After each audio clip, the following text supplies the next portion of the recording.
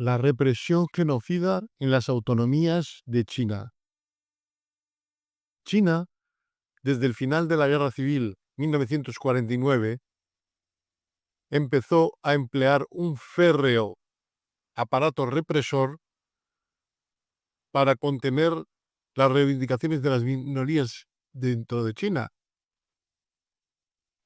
Las 4 autonomías más representativas serían, una de ellas, Manchuria, que Manchuria fue la última dinastía que gobernó China desde el año 1644 hasta el año 1911.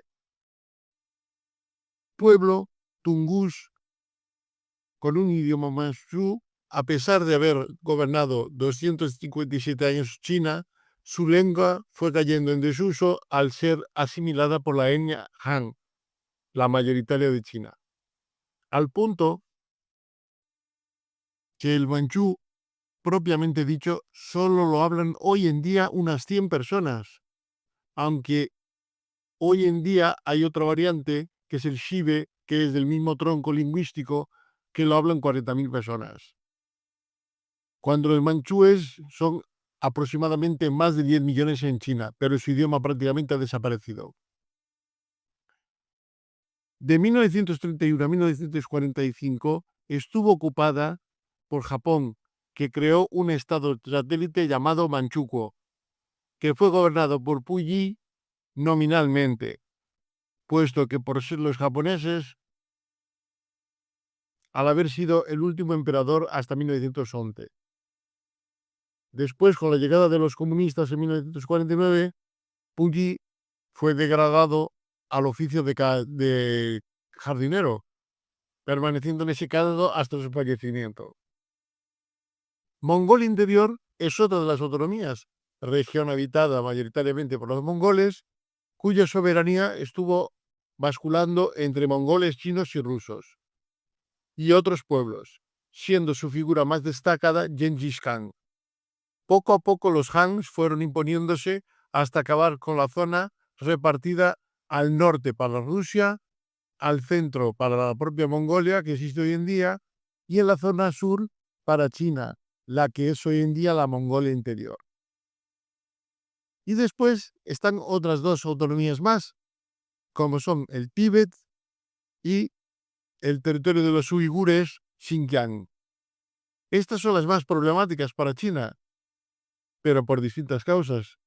Por ejemplo, en el caso del Tíbet, porque son profundamente religiosos del budismo dentro de un estado ateo como es el régimen comunista chino.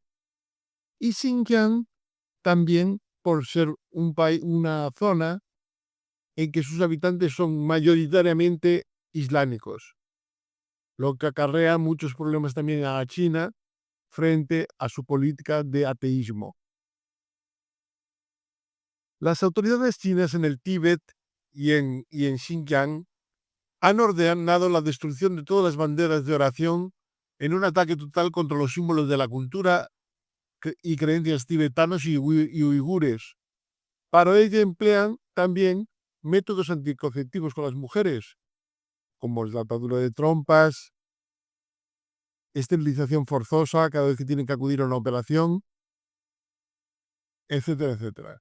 Tienen que luchar como sea para que haya la mínima natalidad de uigures, para que llegue un momento en que los Hans en esas 2 zonas acaben siendo mayoritarios, como pasó en la Manchuria, y se haya diluido por completo las particularidades de sus pueblos.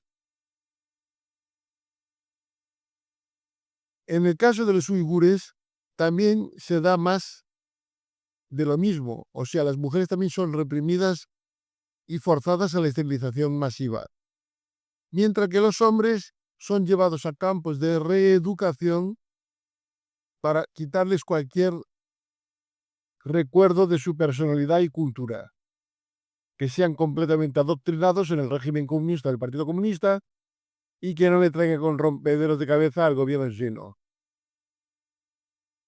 Así estamos hasta el día de hoy. Una represión feroz por el régimen centralista de China, que trata de diluir como sea a la fuerza cualquier síntoma de cultura. tibetana o uigur. Tienen que tener en cuenta que China, aunque el gobierno, su nombre oficial es Partido Comunista de la República Popular China, de popular tiene sí, porque claro, no van a ser aparte de personas los que gobiernen, pero esos gobiernos son todas personas totalmente adoctrinadas en la represión total. Tienen que luchar como sea para acabar con esas particularidades y cometen actos de violación totalmente prohibidos por el derecho internacional, pero pasa lo de siempre. Hacen lo que les da la gana y el que no pasa por el aro se lo cargan. Así han muerto muchas personas en China, porque según ellos quieren contaminar al gobierno popular de China con sus particularidades. Y entonces todos los símbolos culturales propios de las regiones, en concretamente de esas dos, los tratan de borrar por completo y de destruirlos, para que así a ver si de una vez por todas consiguen que la cultura tibetana y la cultura uigur desaparezcan por completo y el país sea gobernado, como es su interés, solamente por los Han, que es la cultura mayoritaria del Partido Comunista Chino. Y es así es. El Tíbet, la última etapa que tuvo de independencia fue de 1912 a 1950. Y cuando entró la revolución cultural de Mao Zedong, con toda ferocidad, atacó todas esas cosas que decían que eran contaminaciones del extranjero. Esto es el budismo, el islamismo, etcétera, etcétera, puesto que China era oficialmente un país ateo y comunista.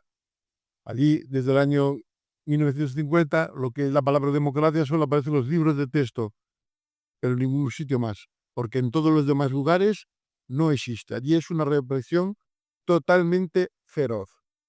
Veremos a ver qué pasa ahora cuando acaben estos años que le dieron de margen a Hong Kong cuando se reintegró con China, porque ahora de momento hay como una cierta libertad vigilada en Hong Kong cuando hay elecciones, pero cuando llegue, que le faltará poco, el fin de ese traspaso de tiempo que se pactó con Gran Bretaña, entrarán a todo gas para erradicar cualquier tipo o vicio extranjero que se haya instalado en la cultura de los chinos de Hong Kong.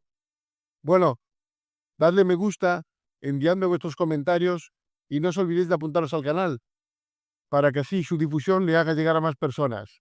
Hasta otra.